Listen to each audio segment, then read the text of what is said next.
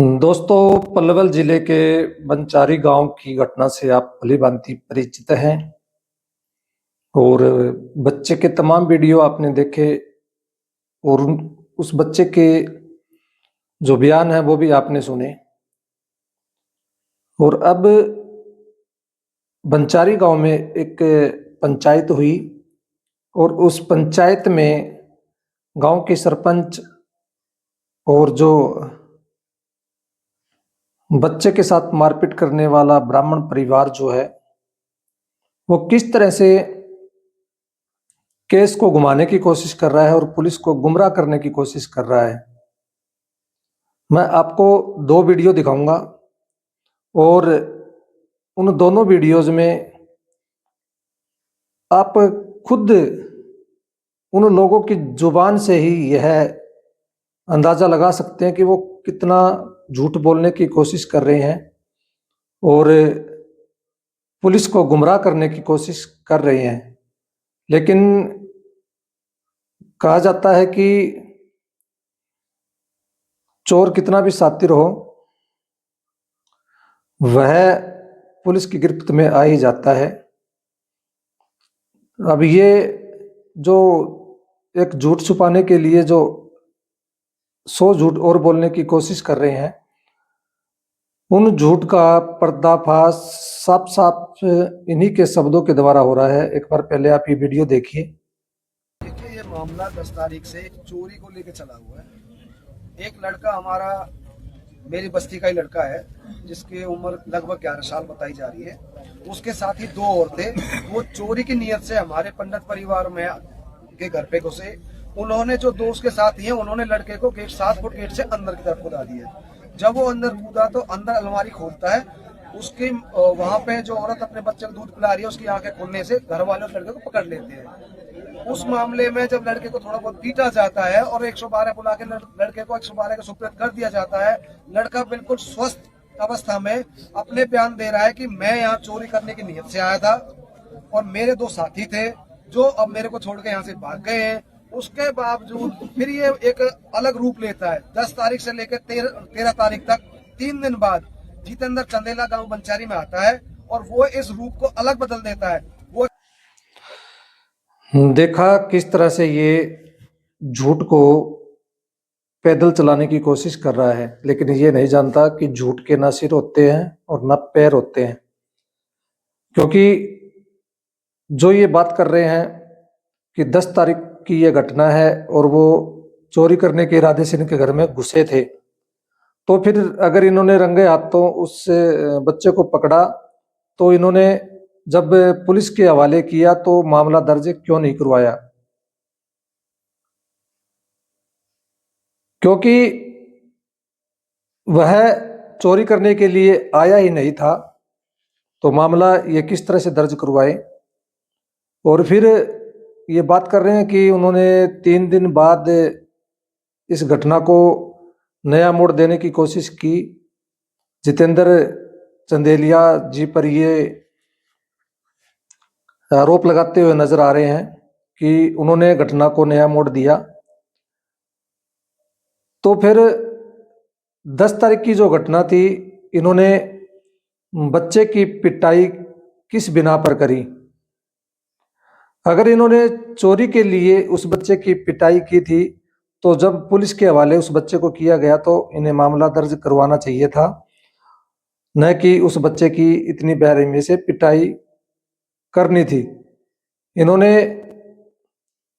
उस बच्चे को इतनी बेरहमी से पीटा जिसकी इजाजत भारतीय संविधान तो क्या किसी भी देश का कानून इनको ये इजाजत नहीं देता। और ये सरासर झूठ बोलने की कोशिश कर रहा है, क्योंकि मामला चोरी का नहीं था। जब उस बच्चे को पीटा जा रहा था तब भी ये मामले को घुमाने की कोशिश कर रहे थे कि बच्चा ये कबूल कर ले कि वह चोरी की नीयत से इनके घर में घुसा था। लेकिन बच्चे ने इस बात को नहीं कबूला, उसने झूठ नहीं बोला। उसने जो बात थी वही बताई जो सच्चाई है, और वही सच्चाई जो जितेंद्र चंदेलिया जी हैं, उन्होंने भी वही सच्चाई बताई, लेकिन ये लोग उन पर आरोप लगा रहे हैं और खुद बात को घुमाने की कोशिश कर रहे हैं। बच्चे की जो पिटाई जिस बात के लिए इन्होंने की, उसको घुमाना चाह रहे हैं। और अब जब SC/ST एक्ट के तहत मामला दर्ज हो गया है, तो ये बात को घुमाने की कोशिश कर रहे हैं और झूठी कहानियां गढ़ रहे हैं। मैं एक वीडियो और आपको दिखाना चाहूंगा, उसमें ये साफ साफ कबूल कर रहे हैं कि बच्चे की पिटाई इन्होंने की है। एक बार देखें यह वीडियो। देखिए, आपने सुबह से आप भी इस चीज को कवर कर रहे हो। पंचायत में जो जो बातें हुई हैं, पंचायत ने समाज को इकट्ठा करने की बात की है। सब समाज यहाँ पे 36 बिरादरी आई थी। 36 की 36 बिरादरियों ने यही चीज रखी है कि गांव पंचायत में कोई भी जातिवादी का या जातिवाद का कोई भी ऐसा मसला नहीं है कि जिस चीज को इस केस को लेकर उसका तूल बना दिया गया है। जबकि सब लोग बड़े प्रेम भाव से मिलजुल करके रहते हैं।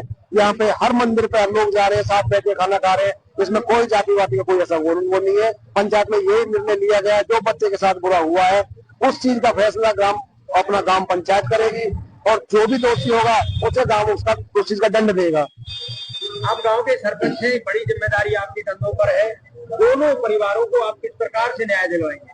देखिए, हमने जब तक मुकदमा नहीं हुआ था, जब तक गांव वासी ने पंडितों को दोषी मान करके पंडितों पे इस चीज का दंड करने का निर्णय लिया था, लेकिन जब मुकदमा दर्ज हो गया, अब आपके चैनल के माध्यम से और सब समाज ने ये निर्णय लिया है कि जो SC एक्ट का जो इसमें मुकदमा दर्ज हुआ है, वो SP साहब उसको काटे, और उसके काटने के बाद में जो पंडितों पे दोष बने, वो मारपीट का जो उन्हें मुकदमा बनता है उस चीज में उनको मुकदमा बनाए और उनको उस चीज की सजा मिले। कल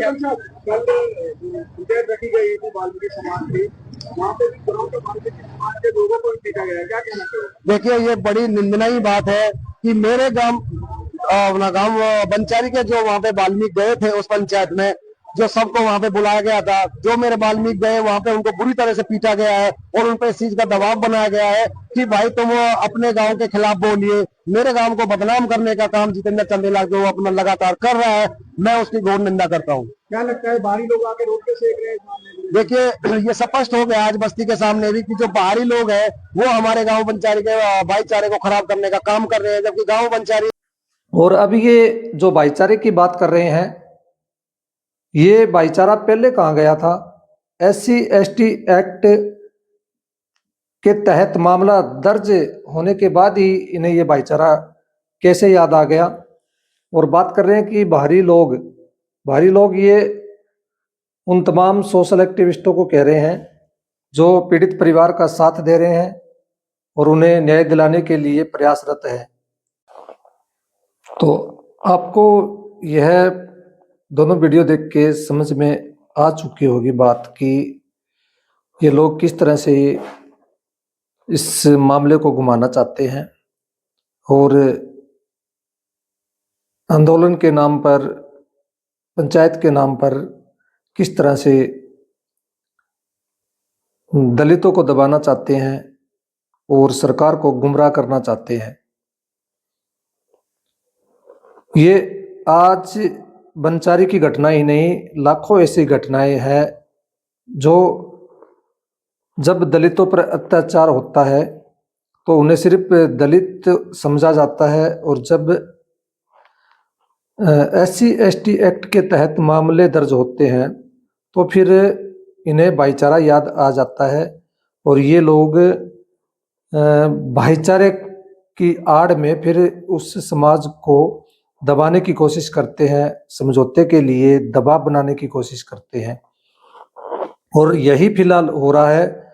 इनके बीच में अगर कोई रोड़ा बना हुआ है तो वो तमाम सोशल एक्टिविस्ट हैं जो पीड़ित परिवार के साथ हैं।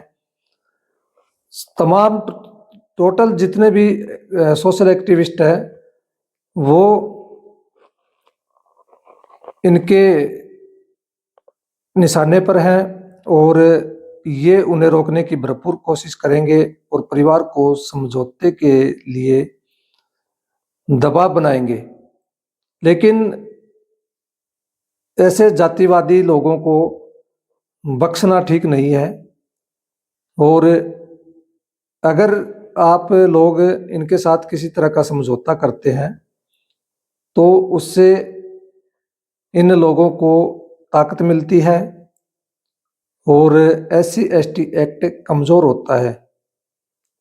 क्योंकि अगर किसी मजबूर, किसी दलित का अगर कोई हमदर्द है